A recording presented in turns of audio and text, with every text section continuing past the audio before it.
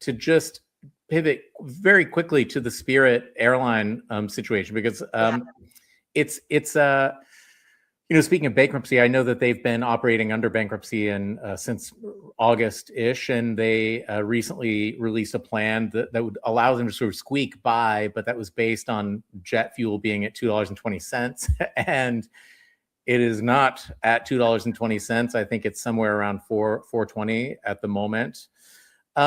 There is a Trump, I know, is weighing on both sides of a bailout, and there's a lot of hatred about this sort of bailout. There's a lot of pushback, but you have kind of a different take, and it has to do with supporting workers. Can you talk a little bit about that? Yes. So they are in their second round of bankruptcy, and of course, it's never the workers' fault if a company fails. But certainly in this case, the plan for Spirit Airlines was to continue to grow and to merge with JetBlue. That was not allowed. Okay. And in this market, the post-COVID market, at first there was a lot of desire for leisure travel, so they did okay for a little while. But as this inequality rises and fewer people can afford to travel, can afford to get the time off to travel, all the leisure airlines are having a really difficult time. And so Spirit is certainly on the tip of that spear. But so they have been through 2 bankruptcies now. The workers have taken concessions to try to keep the airline running, just like other creditors have had to take concessions too. And at this point, it's a matter of whether Spirit is going to liquidate or it's going to continue to operate. And so if you just think about that, last Thursday and Friday, we were facing the fact that on Friday, Spirit could have shut its doors. What would that have meant? That would have meant that the executives would have continued to get their payouts from the bankruptcy court. They would be okay. All the people who bought tickets on Spirit would not be able to travel and would be very likely very hard pressed to get their money back. And then the workers on the front lines. This is, if you take the direct employees, but also the contractors who would be immediately out of work, we're talking about almost 20,000 people who would immediately be on the unemployment lines, suddenly without healthcare.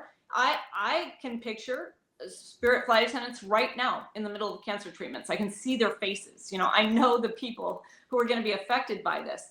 And so it would hurt mostly the working class if Spirit suddenly went out of business. The reason that there's no merger partner at this time is because the reason that Spirit is not able to activate its plan for exiting bankruptcy, which was supposed to be an exit in June, is because of that spike in fuel prices, because the government decided to go to war.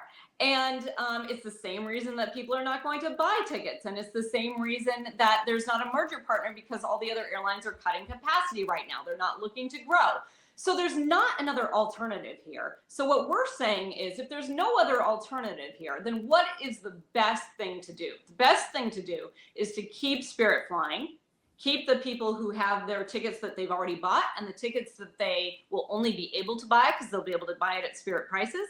Keep the people who are on the job connected to their healthcare in their job and continuing to be connected to their healthcare, rather than further stressing the economy, going on the unemployment lines, and having all of the fallout that comes from that.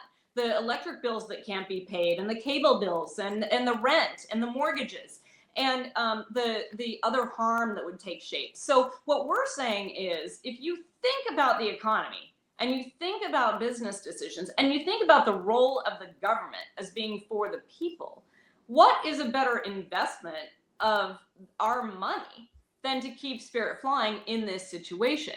Now, that doesn't mean that it stays that way forever, but you don't want to see a liquidation right now, because all that will do is make everything worse for everyone else, whether you fly at all or not.